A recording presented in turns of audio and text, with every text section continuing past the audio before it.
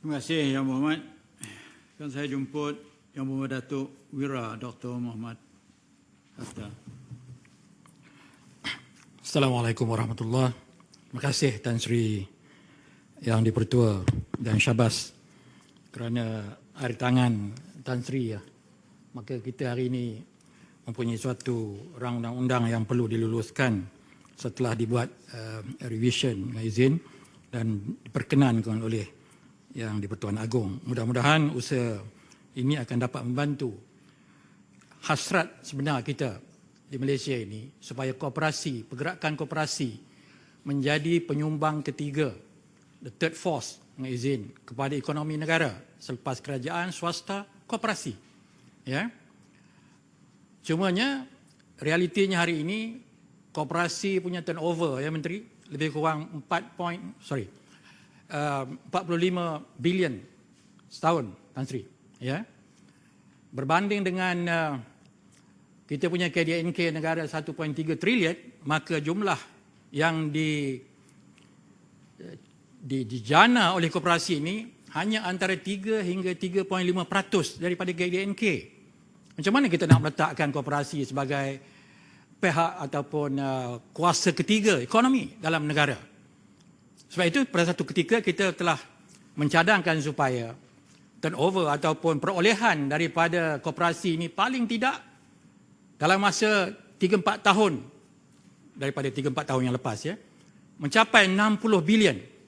Ketika itu KDNK kita masih rendah 1.1 trilion. Jadi peratusan itu besar. Nampaknya KDNK kita meningkat tetapi pencapaian koperasi kita tidak setanding dan tidak dapat keep up dengan izin dengan perkembangan KDNK kita. Jadi harapan kita pindaan pada hari ini bukan sekadar pindaan yang teknikal ya, ubah daripada executive chairman kepada CEO ya, dan chairman kekal sebagai chairman pengerusi, tetapi lebih daripada itu ada substance yang nak kita bawa supaya koperasi kita menjadi lebih profesional, ditadbir oleh seorang profesional ya. CEO-nya kalau boleh CEO ni Tan Sri jangan letak orang politik lah ya, melainkan saya kot. Tak adalah kurang ya.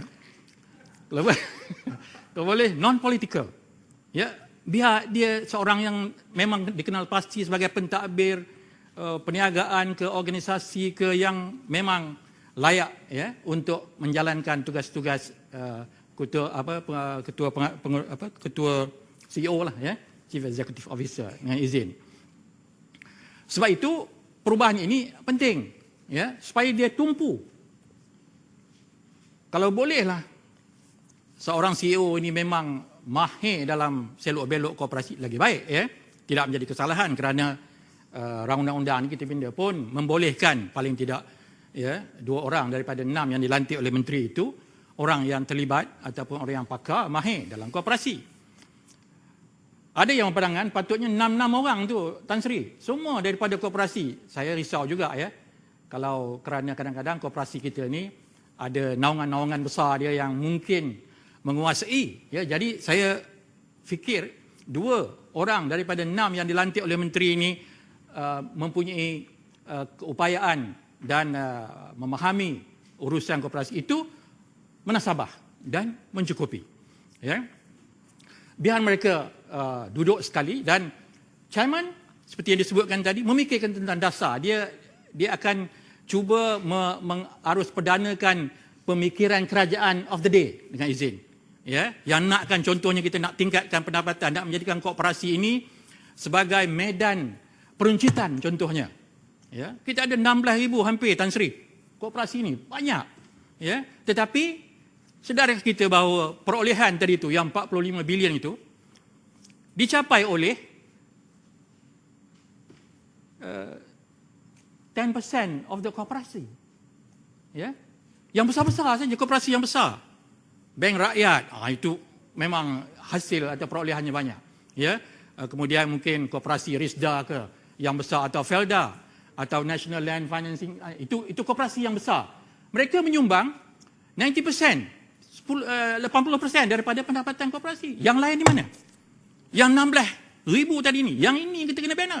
Dalam 16,000 ni pula Tan Sri, kita pun tahu berapa 67,000 ke atau 56,000, saya pun tak ingat number itu, adalah dormant, tidak aktif, menunggu saat pergi. Kita nak cuba resuscitate, Tan Sri, koperasi komisen ini seharusnya mengambil tindakan supaya kalau boleh jangan ada koperasi yang mati di bawah pengawasan mereka. Kalau banyak koperasi dimati, itu tanda kegagalan Suruhanjaya ini. So, biarkan mereka mempunyai suatu tanggungjawab supaya yang nazak ini dipulihkan. Yang sudah hidup berjayakan lagi. Yang dah kaya raya tu kita perkukuhkan lagi supaya dapat menyumbang. Mohon mencelah, Tan Sri, ini betul? Mohon mencelah. Sila. Okey, ini pasal Datuk Wira kita nampaknya expert dalam bidang ni. So saya nak tanya, apakah mungkin masalah koperasi-koperasi ini yang tidak berjaya? Kerana fakta-fakta nampak berapa ribu yang dormant. Yang saya selalu dengar ada kekangan daripada pihak kementerian juga. So restrictive. Dia orang tak ada flexibility untuk membuat beberapa keputusan mengenai bisnes. Adakah itu satu isu? Mungkin YB Datuk boleh jelaskan. Terima kasih. Terima kasih, Datuk Nelson.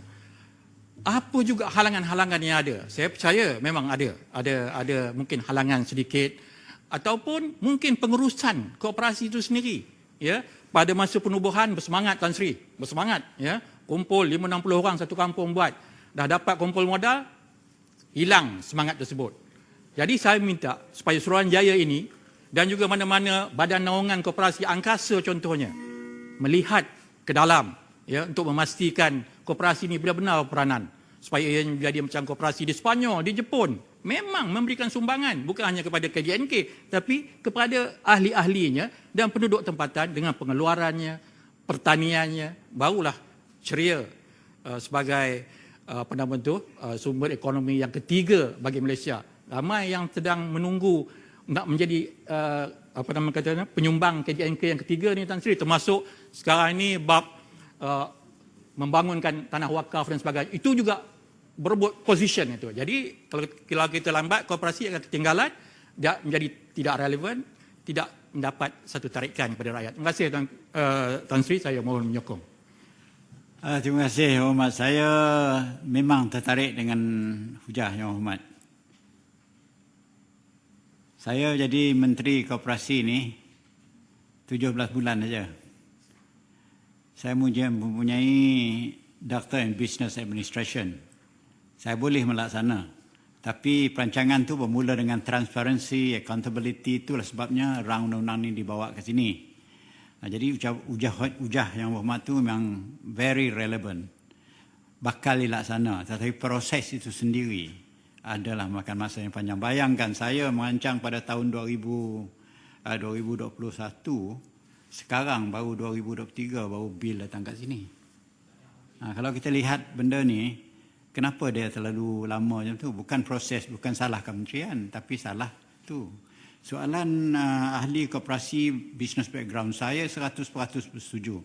Sebab tu masa saya tengok profesor duduk situ, profesor ni bukan businessman. Saya lantik seorang korporat, tetapi bila saya lari dia pun hilang juga. Jadi sikap menteri, mesti menteri itu sendiri kena jadi seorang yang business minded.